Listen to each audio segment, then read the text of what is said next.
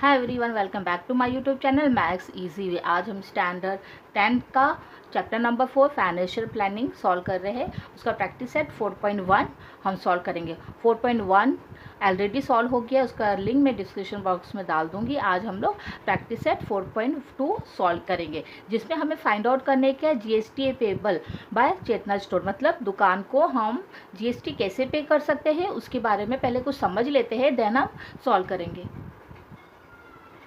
देखिए, manufacture means जहाँ पर सामान बनता है, मतलब कारखाना जैसे समझ लिए, जहाँ पर सामान बनते हैं। समझिए कोई भी मेडिसिन है, जो मेडिसिन बनती है वो मैन्युफैक्चर लोग बनाते हैं, फिर हम लोग होलसेलर को बेचते हैं, राइट। होलसेलर बल्क में खरीदता है। समझिए ये 1000 स्ट्रिप बनाया तो ये कितना खरीदेगा, 100, 500, 600 ऐसा खरीदेगा। सो हर जगह जीएसटी लिया जाता है। होलसेलर ने जब मैन्युफैक्चर से कोई चीज़ लिया, प्रोडक्ट लिया, तो जीएसटी पे करता है, राइट। तो ये जीएसटी होलसेलर ने किसको जीएसटी पे किया, मैन्युफैक्चर को, राइट। एंड जब होलसेलर रिटेलर को सामान देता है तो रिटेलर से जीएसटी लेता है, तो रिटेलर किसको जीएसटी पे करता है, होलसेलर को, राइट।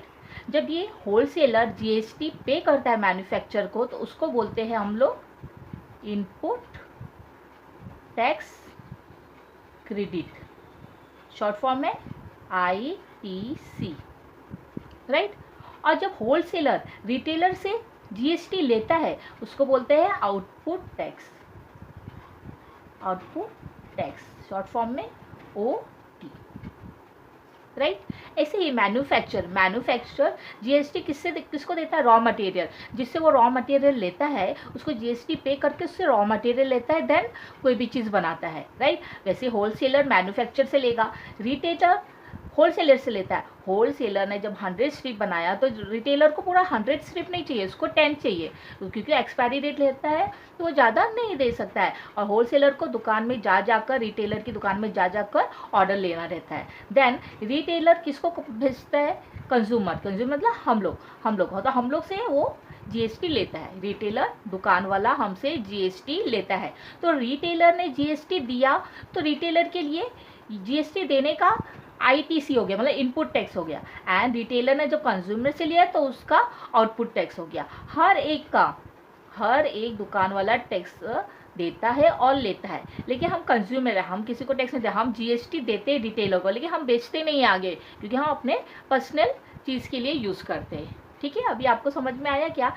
जैसे कि होलसेलर ने जीएसटी जब दिया तो उसको क्या बोलेंगे, इनपुट टैक्स क्रेडिट। एंड जब वो रिटेलर से लिया उसको बोलते हैं आउटपुट टैक्स, ओके, OT। इसका एक फॉर्मूला है, उसका फॉर्मूला है GST payable equal to output tax minus ITC। ये दोनों टैक्स को मैनेज करेगा, जो भी अमाउंट आएगा वो गवर्नमेंट को देना रहता है। फिर गवर्नमेंट किसको, स्टेट बोर्ड एंड सेंट्रल दोनों हाफ हाफ ले लेते हैं। आपने सुना होगा कि जीएसटी रिटर्न फाइल करना रहता है, तो ये जो अमाउंट जो उन लोग को मिलता है, दोनों मैनेज करने से उसका जीएसटी रिटर्न फाइल करना रहता है। ये फार्मूला आप याद कर लीजिए। ये फार्मूला के बेस पे हमारा प्रैक्टिस सेट 4.2 है। ओके, चलिए सॉल्व करते हैं। क्वेश्चन नंबर 1 क्या है, चेतना स्टोर पे total GST of ₹1,05,000 at the time of purchase and collected GST ₹1,22,500 at the time of sales during 1st of July 2007 to 31st July 2017। Find the GST payable by Chetna store, right. ये जो amount है उसने purchase के time पर लिया है, right. And ये जो अमाउंट है उसने सेल जब किया था तब लिया था। तो हमें परचेज जब हम करते हैं तो उसको क्या बोलते हैं, ITC, इनपुट टैक्स क्रेडिट। तो हम लोग गिवन लिख लेते हैं। गिवन क्या है, इनपुट टैक्स क्रेडिट कितना है हमारा, 1,05,000 rupees, right. And output tax कितना है, इक्वल टू ₹1,22,500, राइट। अभी हमें बोला गया है क्या निकालने की, जीएसटी पेबल, मतलब जीएसटी गवर्नमेंट को उनको कितना देने का है वो हमें निकालने का है। सो लिख लेते हैं जीएसटी पेबल इक्वल टू, उसका फॉर्मूला क्या था, output tax minus ITC, right. तो आउटपुट कितना है हमारा 122,500 माइनस कितना 1,05,000।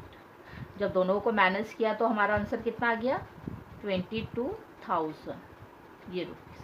ये जीएसटी को पे करने का है। फिर जीएसटी स्टेट एंड सेंटर को हाफ हाफ दे देगा, मतलब 11,000। तो हमारा आंसर आ गया। तो आंसर लिख लेते हैं the GST payable by Chetna store is ₹22,000। Underline कर दीजिए। हर स्टेटमेंट का मार्क्स रहता है, सो हर एक स्टेटमेंट लिखना रहता है, शॉर्टकट डायरेक्टली कर नहीं दिखा सकते। ओके, चलिए नेक्स्ट देखते हैं। नेक्स्ट क्वेश्चन क्या है, Najma is a proprietor of A firm registered under GST. She has paid GST of ₹12,500 on purchase and collected ₹14,750 on sales. What is the amount of ITC to be claimed and what is the amount of GST payable? हमें दो answer बताने का है। देखिए पहले हम लोग ITC निकाल लेते हैं। देखिए she has paid GST on purchase, purchase में उसने कितना पैसा भरी है 12,500 एंड सेल के टाइम 14,750। और पूछा गया है कि उसने क्लेम कितना किया आईटीसी, तो आईटीसी हमको मालूम में गई है, तो क्लेम उसने 12,500 की है। और फिर हमें जीएसटी पेबल निकालने का, तो गिवन लिख लेते हैं। गिवन क्या है, आईटीसी कितना है ₹12,500 एंड आउटपुट टैक्स कितना है ₹14,750, राइट। अभी क्वेश्चन क्या पूछा, what is the amount of ITC to be claim. ITC कितना है, आईटीसी हमें पता है 12,500 है, तो उसका आंसर पहले लिख लेते हैं। The amount of ITC to be claim is ₹12,500, ये एक आंसर आ गया। सो अंडरलाइन कर लेते हैं। अभी सेकेंड आंसर देखने का है, amount of GST payable. GST का फॉर्मूला क्या है, GST payable equal to output tax minus ITC input tax credit, right. So उसमें वैल्यू डाल देते हैं। आउटपुट कितना है 14,750 एंड आईटीसी है 12,550। दोनों को माइनस करेंगे तो कितना रुपीस आ जाता है 2,250। ये हमारा आ गया। सो आंसर लिख लेते हैं, द